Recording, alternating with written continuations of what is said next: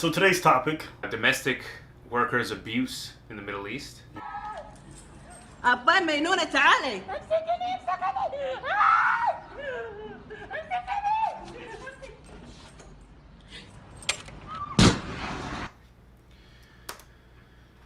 That's fucked. One of the most shocking cases emerged in 2014 when a Sri Lankan maid returned from Saudi Arabia with 24 nails inside her body.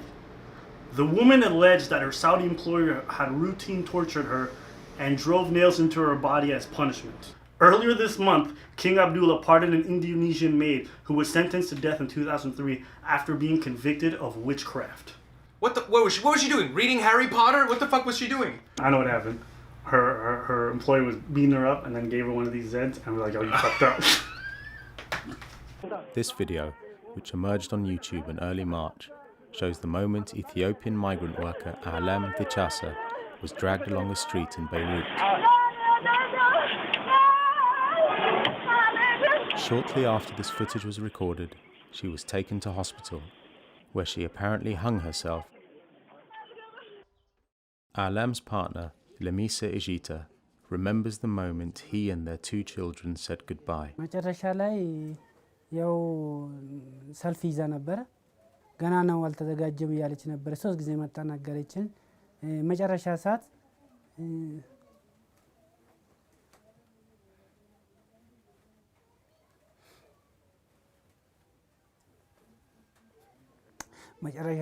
መጨረሻ ሰዓት እቺ ትንሹ ልጄ ማለት ነው እቺ ያስራ አንቺ ካይርሽ ጁፎር የትምህርት ቤት ጁፎር ማን ነው መቀይርልኝ አለችው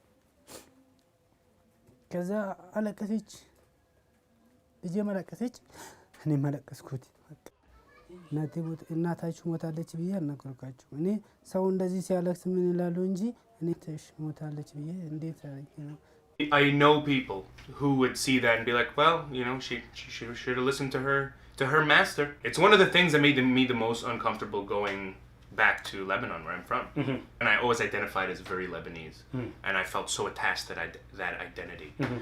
And as soon as I went there, I was like, oh man, I'm Canadian as fuck. Even just seeing that people had maids.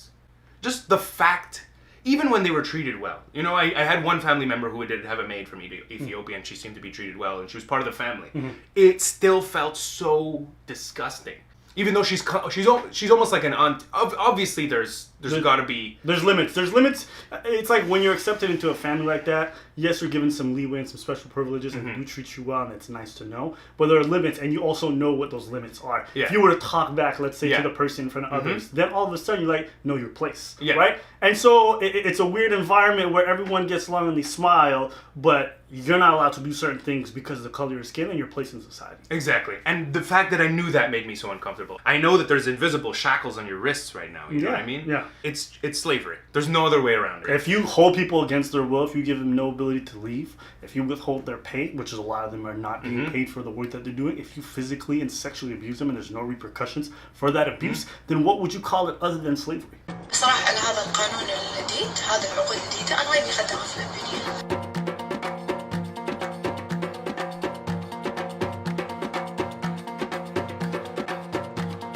So there's I don't want to use the word influencer. This fuckface makes videos. Fuckface is a good word. Her name is Sandos Al-Qatan. Sandos? I've never heard that name. There's probably like a million Arab people being like, "Is my mother's name?" It's very. خادم بالبيت ويكون جوازها عنده وين كان؟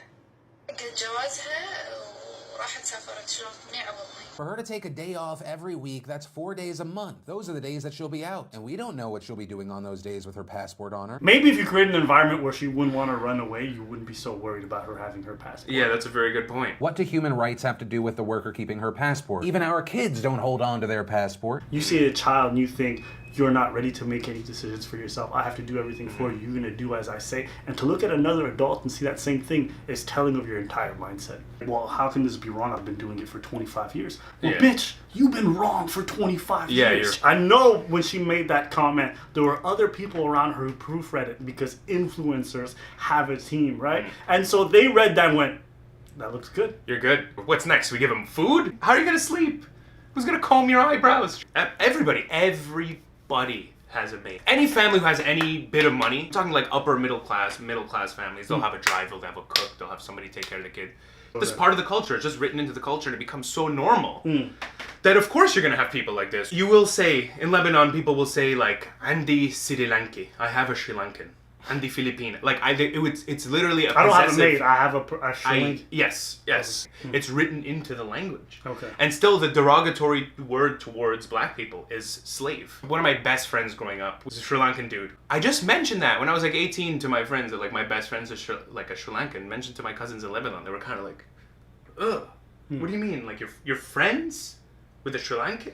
I mean, I grew up in a Muslim family, and I'd always dealt with far more racism coming from Arab people than I did from any other racial group. I myself am not Muslim, but I'd always see it everywhere. But then you remember that the most renowned prophet, in the book is Musa, and he's extremely dark. Do you know what I'm saying? So you have prophets that are dark skinned that these people will sing about and chant about in their prayer groups, but then they'll treat other fellow-looking black people like absolute trash. I had a loaded gun pressed to the back of my head after being asked simply, do you want to marry this guy?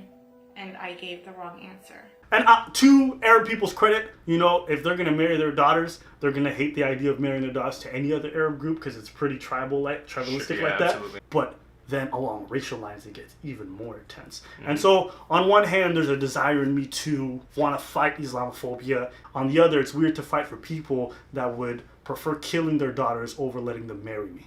You know what I'm saying?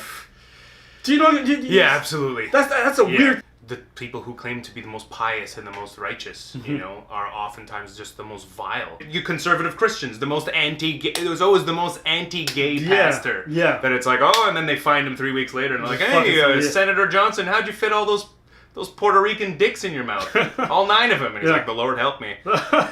Even in Israel. Jews from Ethiopia have been around since 400 years after Jesus Christ. To this day, Israelis dislike a lot of Ethiopian Jews and Ethiopians in general. And the few isolated Israelis who dared to protest, like this woman, were met with harsh backlash.